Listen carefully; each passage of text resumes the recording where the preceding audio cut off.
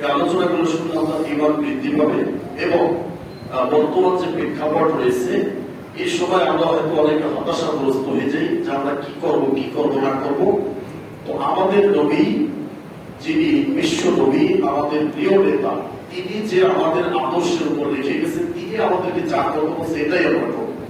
পৃথিবীর কোন নেতার অনুসরণ করা আমাদের জন্য কি হারাম, পৃথিবীর কোন নেতার অনুসরণ করা আমাদের জন্য জায়েজ ওয়াজিব তখন যখন ওই নেতা রাসূলের কথা বলবে। কথা বুঝতে পারছেন? তো আমাদের নবী যেটা বলে গেছে এটার ভিতরে আমাদের সীমাবদ্ধ থাকবে, এর বাহিরে আমাদের কোনো আবেগ যদি কাজ করে তাহলে সে আপনি ক্ষতিগ্রস্ত হবে।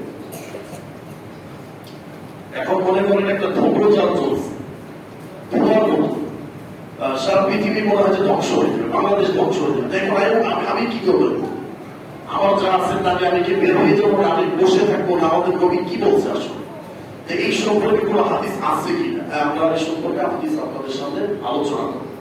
শেষ জামানা এবং নবী সাল্লাল্লাহু আলাইহি ওয়াসাল্লামের ভবিষ্যৎবাণী, তিনি এই উম্মতের জন্য শেষ জামানার জন্য কি বলে গেছে, সেই শব্দগুলো কি, সেই হাদিসগুলো কি, এগুলো আলোচনা করব। এবং বিপর্যয়, ফিতনা, মহা বিপর্যয় বর্তমান যেটা চলতেছে, এই সময়ে আমাদের করণীয় কি, বা নবী এই সম্পর্কে কিছু বলছে কি? তো আমাদের নবী কেমন নবী, যিনি এই ভবিষ্যতে 1400-1500 বছর পরে কি হবে না হবে তিনি আরো 1500 বছর আগে বলে গেছে, সেগুলো এখন একেবারে হুবহু মিলে যাচ্ছে। তো সেই শব্দগুলো আমাদেরকে জানতে হবে, তাই না? সে হাদিসগুলো আপনাদের সামনে বলতে হবে, বুঝতে হবে। তারপরে ওটা থেকে নবী কি শিক্ষা দিতে বলছে, কিভাবে আমাদের চলতে বলছে, সেই অনুযায়ী যদি আমরা চলি দুনিয়াতেও বেঁচে যাবো, পরকালেও বেঁচে যাবো। আর যদি আবেগ যদি আমার ভিতর কাজ করে যে না কোনো কথা নেই, যা আছে তাই নিয়ে নেমে যাও, তাহলে আপনি ক্ষতিগ্রস্ত হবেন দুনিয়াতে, পরকালে। কারণ মানুষের জীবনের এতটা দাম, পৃথিবীতে মানুষ সবকিছু আবিষ্কার করতে পারবে, বানাইতে পারবে, কিন্তু একটা মানুষের জীবন বানাইতে পারবে, রবট বানাইতে পারবে, ঠিক আছে, কিন্তু তার ভিতরে মানুষের জীবন দিতে পারবে।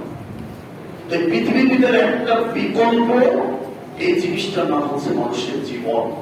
এজন্য বলছিলাম, আমরা আলোচনা করছিলাম যে এই পৃথিবী ধ্বংস হয়ে যাবে আল্লাহর কাছে সহজ, কিন্তু একটা মানুষের জীবন হত্যা করা আল্লাহর কাছে অনেক কঠিন, অনেক কঠিন। কারণ ধ্বংস করা এটাও সহজ, কিন্তু মানুষের জীবন হত্যা করা অনেক কঠিন। মানুষের জীবনের এতটা নিরাপত্তা কোরআন হাদিসে দিয়েছে। এবং আল্লাহ নবী বলেছেন যে বিচার মাঠ যেদিন শুরু হবে এই রক্ত সম্পর্কীয় বিচার দিয়ে আগে শুরু হবে। অথচ এর থেকে কত বড় বড় অপরাধ রয়েছে। পৃথিবীর ভিতরে সবচেয়ে বড় পাপ হচ্ছে শিরকের পাপ, অথচ সেই শিরকের আলোচনা নিয়ে আসা হয় যে বিচারের মাঠে শিরকের আলোচনা দিয়ে শুরু হবে। এটা বলবেন বলছে রক্ত সম্পর্ক, কাকে কিভাবে তুমি মারছো, কাকে কিভাবে হত্যা করছো, কোন অপরাধে মারছো, এবং যাকে মারা হচ্ছে যে নিহত ব্যক্তি, এই ব্যক্তি যে হত্যা করছে হত্যাকারীকে কার ধরে আল্লাহর সামনে নিয়ে আসবে, আল্লাহ এই যে সেই হত্যাকারী আমার হত্যাকারী আমাকে হত্যা করেছিল, তুমি বিচার করো, আনতে কানতে নিয়ে আসবে। কঠিন একটা পরিবেশ, কঠিন একটা পরিস্থিতি হবে। তো বর্তমান সময়ে ফিতনার সময়, ফিতনা আমাদেরকে চতুর্দিক দিয়ে গ্রাস করে নিয়েছে। এই মনটা আমরা কি করবো, কোরআন হাদিস কি বলতেছে, আমরা সেখান থেকে কি শিক্ষা দিতে পারি? তো এখন না আপনারা যারা আছেন তারা কিছু নাই করলেন, কিন্তু আমাদের ভবিষ্যৎ প্রজন্ম যারা রয়েছে, আগামী জেনারেশন যারা রয়েছে, তাদের জন্য তো কি বার্তা আমরা দিতে পারি, বা তাদেরকে কিভাবে সতর্ক করতে পারি? বা আপনি আমি যদি এই ফিতনা নাও জড়াই, কিন্তু আমার সন্তান যে জড়াই করে এটার ভিতরে কোনো গ্যারান্টি নাই। এজন্য আমরা শুধু সতর্ক করব, কোরআন এবং হাদিস দিয়ে সতর্ক করবো, এটাই আমাদের দায়িত্ব। বেঁচে থাকবে কিনা, আল্লাহ কাকে বাঁচাবে, কাকে হেদায়েতের পথে রাখবে, এটা আল্লাহ ভালো জানে। আল্লাহ রাব্বুল আলামিন বলছেন ওয়াত্তাকু ফিতনাতান লা তুসিবান্নাল্লাযীনা যালামু মিনকুম খাসসা। বলছে তোমরা ওই ফিতনাকে ভয় করো যেই ফিতনা সম্পর্কে তোমরা মনে করো না যে এই ফিতনা তোমাদের মধ্য থেকে শুধু যারা জুলুম করেছে, জুলুমবাজ তাদেরকে বিশেষ করে পাকড়াও করবে। অর্থাৎ ফিতনা যখন আসবে, বিপর্যয় যখন আসবে, আমার শাস্তি আসবে, ভালো মানুষ যারা থাকবে তাদের উপর আসবে, যারা জুলুম করছে যারা খারাপ তাদের উপর আসবে। এখন যদি বাংলাদেশে আল্লাহর গজব শুরু হয়ে যায়, তাহলে যারা মসজিদ মাদ্রাসায় বসে তসবিহ টিপতেছেন তাদের উপরও আসবে, যারা তাহাজ্জুদ পড়তেছেন তাদের উপরও আসবে, আর যারা মানুষ হত্যা করতেছেন তাদের উপর আসবে বিপদ। কেউ বিপদ থেকে রক্ষা হবে। এজন্য আল্লাহ বলছেন যে তোমরা ওই ফিতনাকে ভয় করো, যেই ফিতনা তুমি মনে করো না যে যারা শুধু জুলুম করতেছে তাদের উপর আসবে, তোমার উপর আসবে। বুঝতে পারছেন? আল্লাহ শেষে বলছে, আমাদের শেষে কি, ওয়ালামু, দুনিয়ার মানুষ তোমাদেরকে আমি আল্লাহ একটু জানিয়ে দিতে চাই, একটু জানো কি, ওয়ালামু আন্নাল্লাহা শাদীদুল ইকাব, তোমাদের যে রব রয়েছে, তোমাদের প্রতিপালক, তোমাদের প্রভু, তোমাদের আল্লাহ, এই তোমাদের আল্লাহর যে শাস্তি এটা কিন্তু অনেক কঠিন। দুনিয়ার মানুষের শাস্তির ভয়ে, দুনিয়ার মানুষের রিমান্ডের ভয়ে, শাস্তির ভয়ে তুমি তোমার ঈমানকে বিক্রি করে দিও।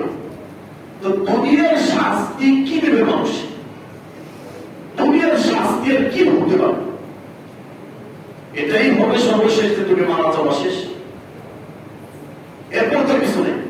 কিন্তু জাহান্নামে আল্লাহর যে শাস্তি, সেখানে তো শুধু শাস্তি হতেই থাকবে, আর কোনো মৃত্যু নেই।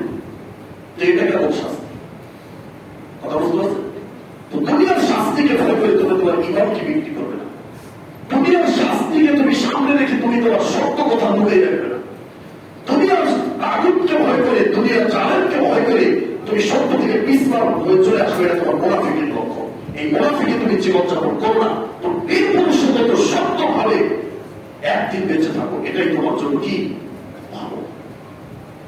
তাহলে আমরা ঈমান বিক্রি করতে পৃথিবীতে আসি নাই, ঈমানকে চিন্তা করার জন্য, ঈমানকে মজবুত করার জন্য, ঈমানকে আরো আলোকিত করার জন্য মুসলিমদের জন্ম হয়েছে। মুসলিমদের ইতিহাস অনেক সুন্দর ইতিহাস, সেই সোনালী যুগের ইতিহাস আবার চলে আসবে। মুসলিমদের বিজয় হবে, পৃথিবীতে ইসলাম থাকবে, মুসলিমরা থাকবে, আলেম ওলামা থাকবে, কোরআন হাদিস থাকবে, বাকি যত ভ্রান্ত যত জালেম রয়েছে সবার ধ্বংস হয়ে যাবে। এজন্য কোনো টেনশন করে লাভ নেই। ঈমানদারের মন থাকবে চাঙ্গা, শক্ত, আনন্দদায়ক থাকতে পারবো, উৎফুল্ল থাকবে। আল্লাহ বলছেন, ফালিয়াহযারিল্লাযীনা ইউখালিফুনা আন আমরিহি আন তুসিবাহুম ফিতনাহ আও ইউসিবাহুম আযাবুন আলীম। যারা আল্লাহর নির্দেশকে উপেক্ষা করে, লঙ্ঘন করে, তাদেরকে সতর্ক হয়ে চলা উচিত। তাদের সতর্ক করুন নবী। যারা আল্লাহর বিরুদ্ধাচরণ করে, আল্লাহর আইনকে পরিবর্তন করে, আল্লাহর বিধিনিষেধকে যারা উপেক্ষা করে, জমিনে যারা তাদের অন্যত চলাচল করে, নিজের অন্যত যারা এই পৃথিবীকে টিকে থাকতে চায়, এদেরকে তুমি সতর্ক করো। আর তুসিবাহুম ফিতনাহ, তাদেরকে ফিতনা পেয়ে বসবে। ফিতনা মানে কি? শাস্তি, আল্লাহর পক্ষ থেকে শাস্তি, বিপর্যয়, ও ধরনের কোন শাস্তি হতে পারে এটা। আর ইউসিবাহুম আযাবুন আলীম, অথবা তাদেরকে পেয়ে বসবে আল্লাহর পক্ষ থেকে যন্ত্রণাদায়ক শাস্তি। আল্লাহ অন্যতে বলছে, ওয়াল ফিতনাতু আশাদ্দু মিনাল কতল, জমিনের ভিতর ফিতনা সৃষ্টি করা, বিপর্যয়, এটা হত্যা থেকেও জঘন্য। ওয়াল ফিতনাতু আকবারু মিনাল কতল, হত্যা থেকেও মহা বিশাল ভয়ঙ্কর হচ্ছে কি এই ফিতনা। এটা আল্লাহ বলছে। নবী সাল্লাল্লাহু আলাইহি ওয়াসাল্লাম হাদিসের ভিতরে যে ভবিষ্যৎবাণী করে গেছেন, আপনারা শুধু শুনবেন মনোযোগ দিয়ে। এবং আমরা এখন যে আলোচনাগুলো করবো, প্রত্যেকটা আলোচনার সকলকে অনুরোধ করবো যে আলোচনা